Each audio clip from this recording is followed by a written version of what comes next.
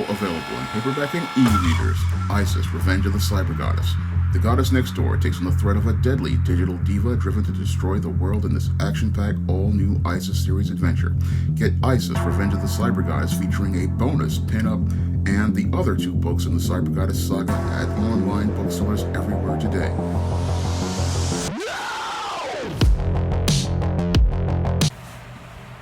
The aunt of an off-duty subway worker pleaded for Mayor Bill de Blasio to do something about the surging violence that's going on underground in New York subways. Now, this woman is really concerned because her nephew was attacked on a train, but what she doesn't understand is she's pleading to the wrong person. Now, the person who runs the MTA is your Andrew Cuomo, and it looks like he's just indifferent to the issues going on the subway because he's got a beef with Bill de Blasio, and both of them are not really thinking about taking care of the needs of the people of New York who have to ride these subways every day. Now, the big problem with the subways as related to crime is really related to policies created by both your Bill de Blasio and your Andrew Cuomo.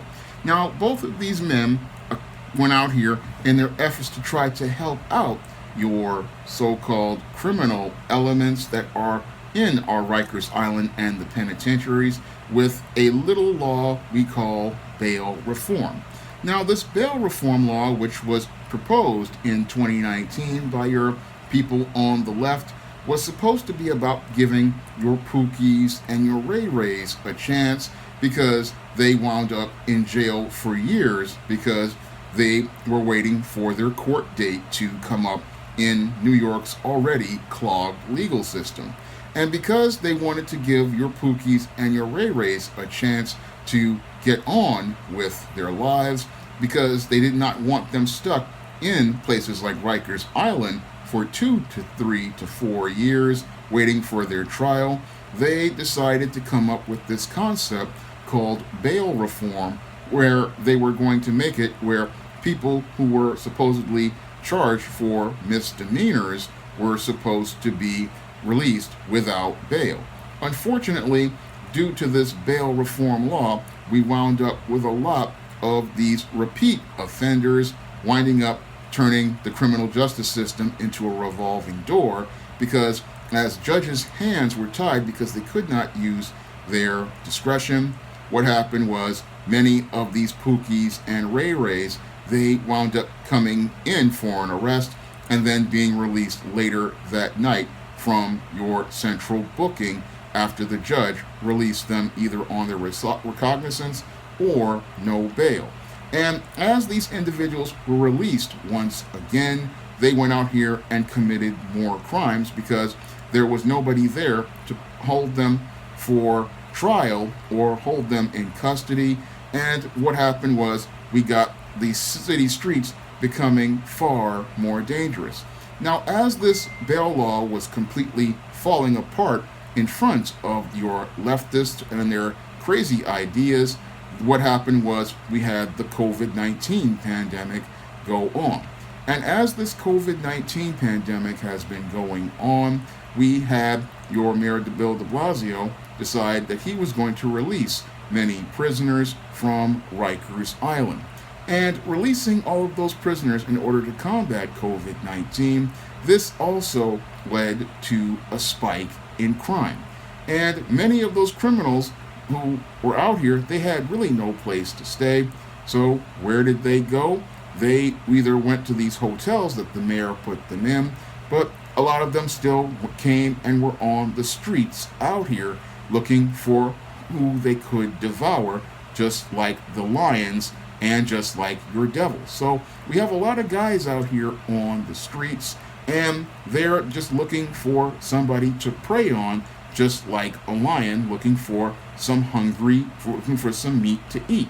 And in addition to your bail reform and your releasing all the prisoners as related to COVID-19, we also have a homeless crisis going on here in New York. And here in New York, we've had lots of more homeless people becoming a larger population because the rent here in New York is too blank high.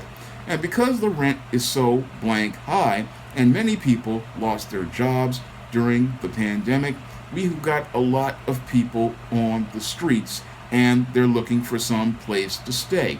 And usually, because they can't find a place to stay in the shelter system, because the shelter system is just chaos, we have a lot more homeless people in the subways, and we have a lot of these people who are in those subways. A lot of them are mentally ill, and a lot of them are either mentally ill because they were former veterans and they could not get any help from the VA, or many of them wound up becoming homeless because they got on drugs, and they wound up, because they were on drugs, dependent on drugs like heroin and marijuana, they wound up not being able to pay their rent, because once you get dependent on drugs, all of your priorities wind up getting lost because your primary focus is getting on that stuff and getting your fix of that stuff. So that's why we have so many homeless people in the subways, because we've got a major drug problem here in New York, a problem that will be getting exacerbated because the state is going to make your marijuana legal. And once they make your marijuana legal here in New York, we're going to have an explosion of more homeless people, because when more people get on this weed, they're going to get real lazy. They're not going to go to work. And when they don't go to work, they're not going to go pay their bills, and they're going to wind up getting on the street, because this drug, marijuana, it alters your brain chemistry. And once it alters your brain chemistry, you just become filled with delusions and mentally ill. And this is what's happened to a lot of the people who ride the subways and make train cars their home, because they're high on this drugs, and this drugs have them out of their mind. And when they're out of their mind, what happens is these people wind up participating in extremely impulsive and violent behavior. And this is why we see people slashing people on trains with box cutters. And this is why we see people participating in things like those attacks on the Asian community. We see that because when you have somebody who has taken a lot of weed, they wind up with an altered brain chemistry, and because their brain chemistry is altered, they wind up acting impulsively and participating in violent behavior. And the way we deal with this violence is something many politicians don't want to talk about, because they were the ones who created the conditions that led to all of this violence. Because many of the policies, like bail reform, came from the party of Bill de Blasio and Andrew Cuomo, and it was their pandemic response that led to this increase in crime by letting all of these prisoners out of Rikers Island.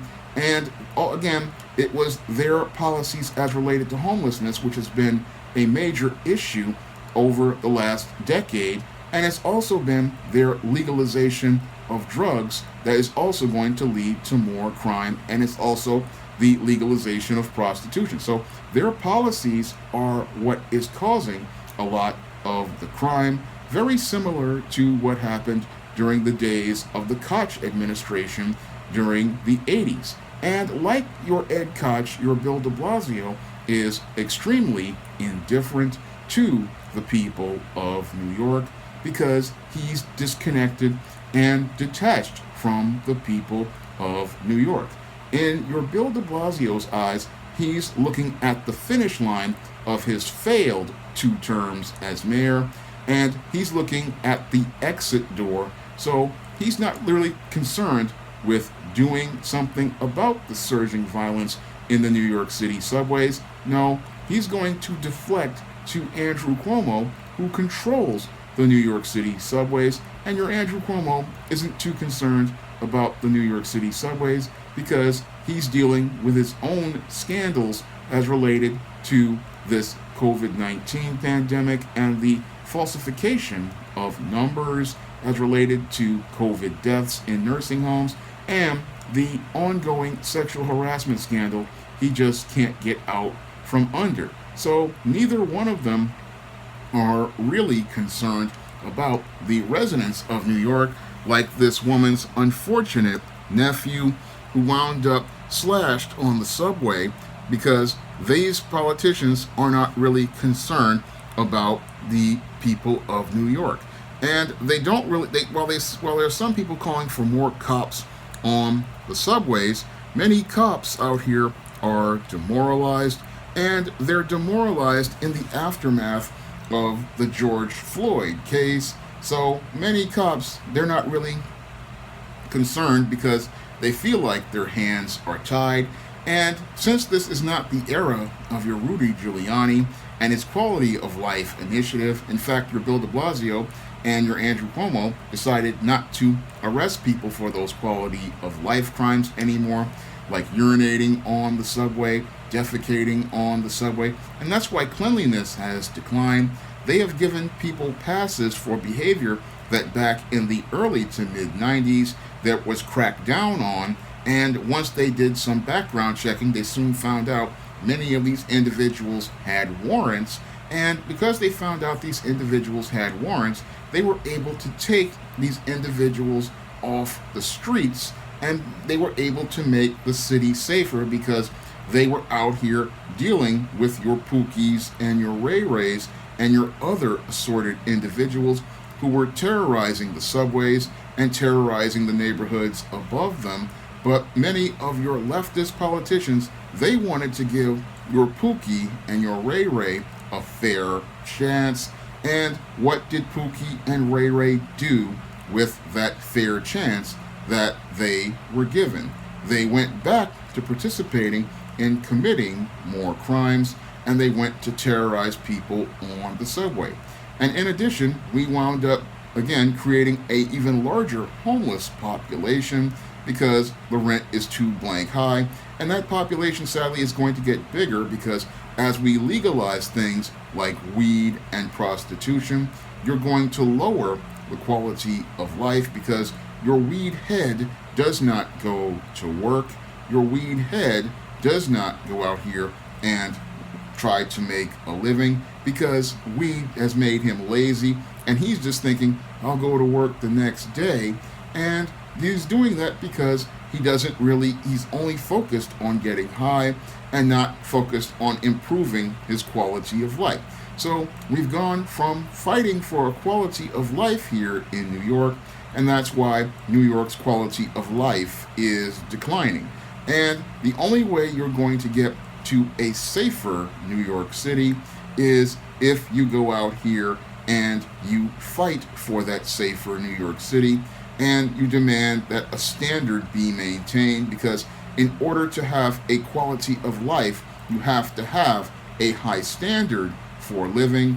And people here in New York, we wanted to give those at the bottom a chance, but many at the bottom don't want that chance. All they want to do is tear the city down and make it as bad as it was during the 1970s and the 1980s, because the leftist policies of let's give him a hand back in the 70s and the 80s failed, but we continue to follow these same failed approaches, not understanding that the definition of insanity is doing the exact same thing and expecting a different result.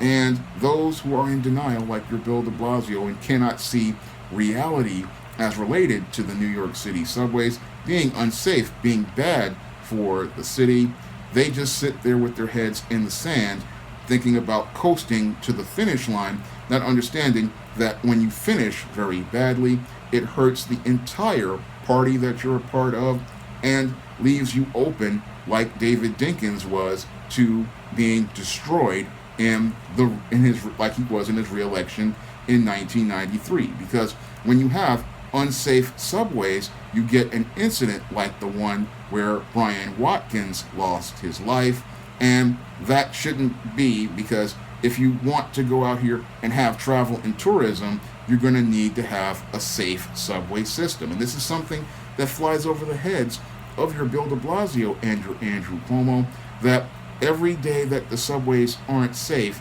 you are losing revenue because people go out here and they tell their families and their friends in other states and abroad, don't come to New York City.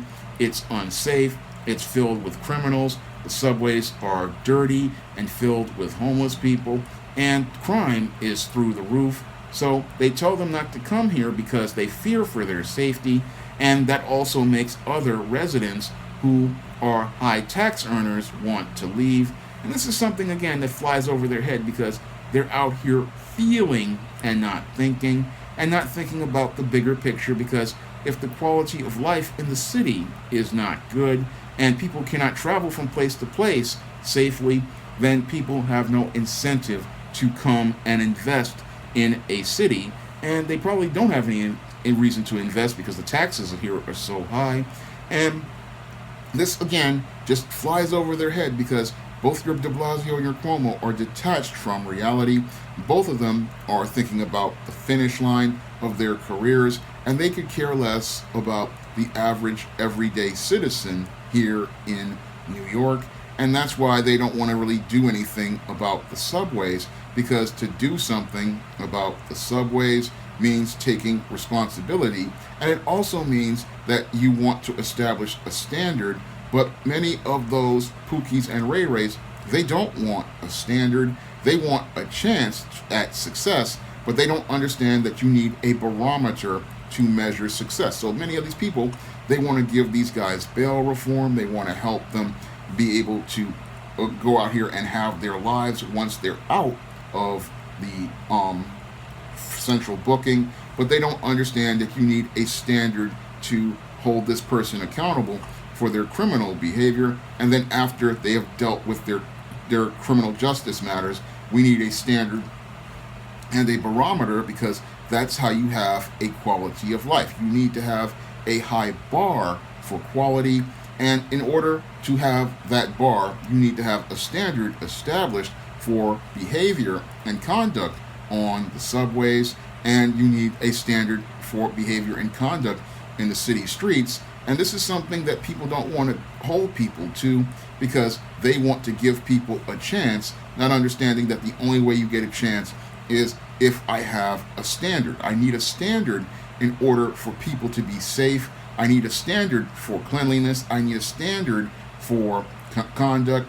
And we need those standards in place if you want to have a functioning city that never sleeps. So if you want to see me make more videos like this, you can donate to my Patreon, my PayPal, or my Cash App by clicking the links in the description box.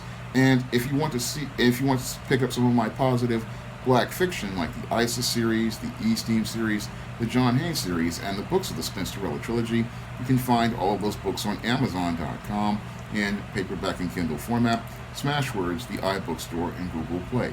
That's all I have to say for this video. You can comment, rate, and subscribe. Now available in paperback and e-readers, The Temptation of John Haynes. Give in to temptation and pick up this action-packed African-American paranormal romance. Get The Temptation of John Haynes in paperback and e-readers today. Now available in paperback.